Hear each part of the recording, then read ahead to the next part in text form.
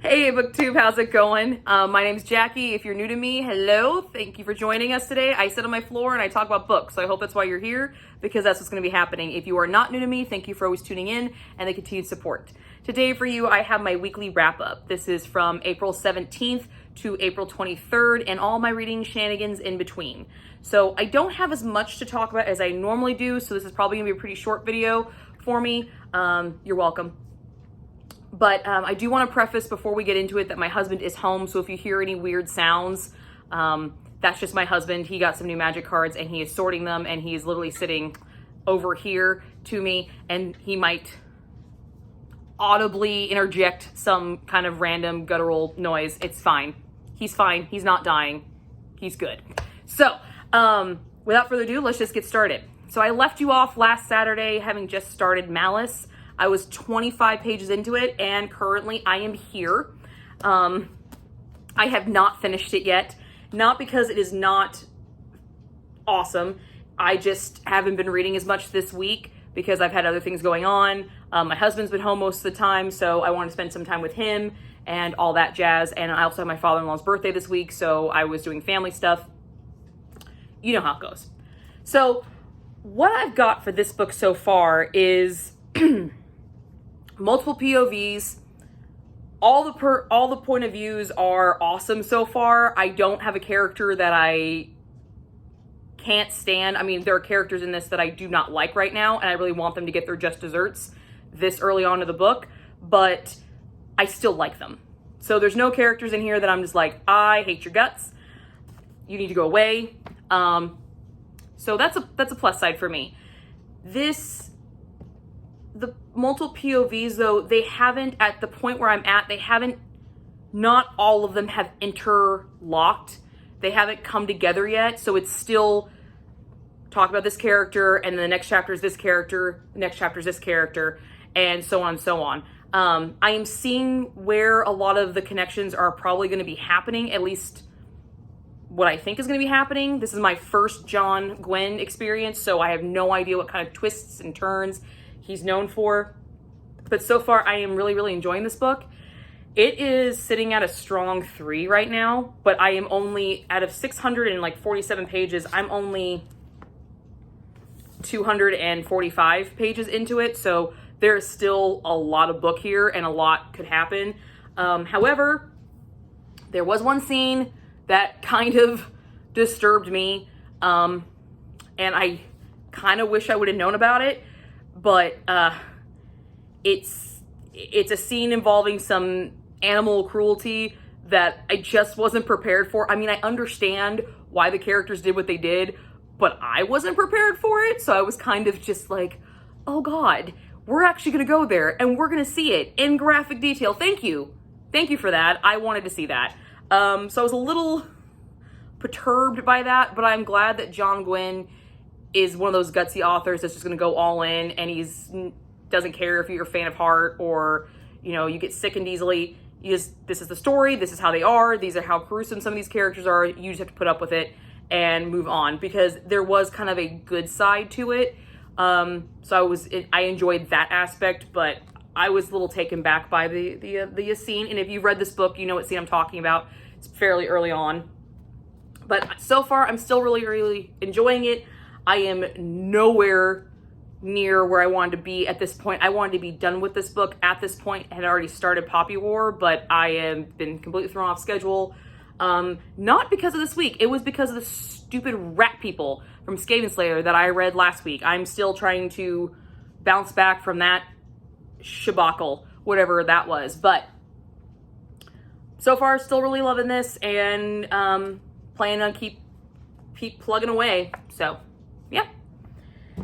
Now, while reading this book, I was still listening to my audiobook of Midnight Sun. I'll insert a picture here so you can see the cover. And I'm glad to say I finished this bad boy. I finished this on Friday morning while I was at work. I finished it, and fucking Edward. Okay, so how do I like what Stephenie Meyers did with this book, giving us Edward's perspective. I like seeing the other side of the story. Yes, we already know a lot of the story with Edward and Bella together, so there was a lot of, because this portion was definitely the big climax, so they were together a lot, but there is that little in-between stage where Bella has been separated after the baseball game, and Edward has to get to her, so they're not actually together. She's in Phoenix, and he's trying to lead the tracker, and then he meets her back up at the dance studio to save her. So I got a lot of Edward alone, and how he thought, and how he played things off and worked, and I really, really enjoyed it. He was whining, but it was that concerned whine. It wasn't the poor me, I'm a horrible person, monster creature, feel sorry for me because I want to kill Bella all the time. No, it was, I am concerned, I worry about her, she's actually in danger now, legit foreseeable danger, I have every legit right to be worried. And I was completely cool with it, completely cool. And then he has to get down to Phoenix, and this is the part that threw me for a loop. I did not see this one coming, because when I read Twilight for the first time and I saw the movies, I never really considered how he got down to Phoenix. I never worried about the plane ride. I never worried about getting from the airport to the dance studio. I never concerned with me. But in this book, I got that story, and that is one hell of a story. Like, the race to get from the airport to the dance studio, how Jasper, Alice, and Edward were all working together using their gifts to manipulate this massive car Grand Theft Auto steal thing that they had going on. It was fantastic. I thoroughly enjoyed this section of the book, and gave Edward a little bit of credit. I'll give him that. He was kind of a badass. He was doing some badass things, and Alice was kind of being a badass, and Jasper was pretty fucking cool. Like, I got to see Jasper in like hardcore action, which was awesome, because honestly, he was probably my favorite of the Cullens anyway. I don't know why. I just always liked his character. But I really enjoyed the banter between those three while they were doing it.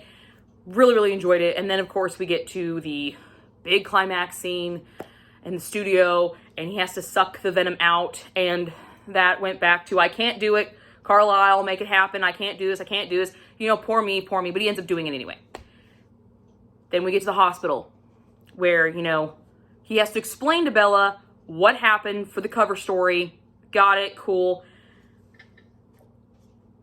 And yes, they have the conversation, I'm gonna leave because I can't keep putting you in danger. And she's like, no, don't leave me. And he says, I'll never leave you. He promises her he will never leave her. Okay? I want to preface that. Then we get to the epilogue, which is the prom scene. And at the very end, if you've seen the movie, he, attempts to bite her, but it's kind of like a play. He tricks her and he says, isn't this just enough? And she says, for now, it is. But then she says, but eventually it won't be. But is, me loving you enough? And he says, yes, forever. And in the book, Stephenie Meyers writes him saying that when I was talking about this forever, it was my forever. Her loving me is enough. And she could have ended it there. Does she? No, she doesn't. She goes on to give a little bit more about how when she's better and her leg is healed, I can leave and everything will be okay. The fucker knew he was going to leave at the end of Twilight. So in New Moon, theoretically, a few months have passed since this incident. She's walking, and then the birthday party happens, and then that's what sets him off edge, and he's like, I'm gonna go off to Italy and completely disappear from your life. No, this fucker had every intention of doing it beforehand. I was like, you just gave me Edward in kind of a good light, and you just fucking screwed him again. Like, really? And now, found out, because I went on Stephenie Meyers' website, she has no intention of writing the rest of Twilight from Edward's perspective. She's not done with the world yet, but she still wants to, write stories from some of the characters we have met from there, which would be kind of cool. I could use a Volturi story. I've always liked Volturi. Could totally love their backstory. Or maybe, the really weird, strange guys that come in Breaking Dawn, or even, more of Jacob's story. I could totally go for all of this. But am I going to get that? No. And I'm not going to get Edward's perspective from fucking New Moon, where he has to cop to knowing from day one he was going to leave. This is why I'm Team Jacob.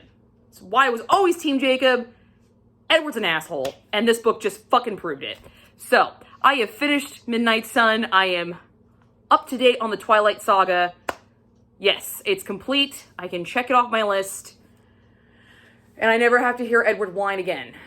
But am I going to? Yeah, because I'm still going to watch those movies because they're guilty pleasures, let's just be honest. And my husband is growling over there because he hates Twilight with an undying passion. But that's another set. That's for another day. After I finished Twilight, so we'll say goodbye to this picture here. After I finished Twilight, I wanted to pick up another audiobook. The audiobook that I wanted was not available. It doesn't come out until the 26th. I was wrong. I thought it was the 22nd. It's the 26th. And I was like, no. But I'm still in Tome Topple. So I looked at my books that are required to read for the rest of the month, and I decided to pick up my classic, which is The Tenant of Wildfill Hall, but I am listening to it on Audible. This is my nice penguin cloth-bound edition that my husband did buy for me. But I wanted to make sure I got my classic in this month, so I didn't have to draw from that jar next month, so I wanted to make sure I got it in. So I am listening to A Tenant of Wildfill Hall on Audible currently, and it is still also meeting my Tome Topple because it's over 500 pages, at least the hardback is. So, and you can listen to audiobooks during Tome Topple. Checked. So, pretty pumped about that. So, right now, I'm only like 4 chapters into A Tenant of Wildfill Hall, and it's strange. It's strange. We have our female protagonist who has very specific views on raising children. She has a small son, and she lives alone. I don't really know why yet. Haven't found that out. I mean, I could probably go on Google and find out, but I don't want to ruin the story for myself. And then we have our male protagonist, who is your standard Victorian kind of arrogant dude who thinks he knows everything. But our female protagonist, and I can't think of her name off the top of my head right now, Mrs. Graham, she's not like most heroines. She has a specific way of, or a specific view in the world that wasn't really common for women of this time frame, which I find really, really intriguing. Anne Bronte is by far probably the least famous of the 3 Bronte sisters. She's more known for her poetry. But from what I've read a little bit about this book, she is considered not the strongest, but the biggest risk taker in her writing because of the material she wrote about. I mean, you have Emily Bronte, who wrote about the pain with Heathcliff and Catherine, which we already know how I feel about that one. I have never read Charlotte Bronte. She's on my list to read, so I can't really say anything for her. But from what I understand, Anne Bronte is the one that really pushes the envelope with stereotypical societal norms of the time period she's writing in. So risky in that sense. She's taken a risk. So I'm really anxious to see where this goes. The only instance I have is that it was very common to drink wine, even from a young age, with dinner, breakfast, lunch, and dinner in this time period, and she refuses to let her son drink. They go to a small party to meet just a few people, and they offer her son something to drink, and she says, no spirits, absolutely not. And it's wine. It's not like it's hard alcohol. It was wine. It's completely acceptable for everybody else, but she doesn't want her son to have it. And so that makes me wonder if there's something to do with alcohol in her past that she's like kind of timid about it, because for a woman to speak up in that way, it's out of the norm. So it has to be something that's very poignant to her. So I'm really anxious to find out. So far the audiobook is enjoyable. I like the narration. They are British people, so I have to sit there and kind of like really hardcore listen to. But I feel like I'm going to enjoy this Audible experience a lot more than I did when I listened to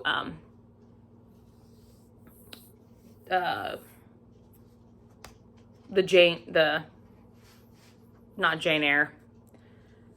I can't remember her name. The other classic, Persuasion, Jane Austen's Persuasion on Audible. So I'm interested in that, but we shall see. But that's what I've got for reading. I just uploaded this morning my review on A Winter's Promise, so I'll link that down below for you guys. And my plans for next week are to obviously finish Malice, and then I'm going to try to get in A Little Life by Yana Hanagahara, and then I've also have to read Crown of Midnight and Assassin and the Healer by Saturday for the live show, as well as I will also be filming a monthly wrap-up on Saturday, so you'll be getting 2 videos from me on Sunday, May 1st, actually 3, because I'll have to do my TBR as well. So you'll be seeing a plethora of videos coming up from me very, very soon. So I'm going to spend the rest of this week just reading and trying to plug it away and try to get some of these down. So that's all I got for you guys today. Like I said, it's kind of a short one, but yeah. Working on Malice, working on Tenant of Wildfill Hall, and done with Midnight Sun.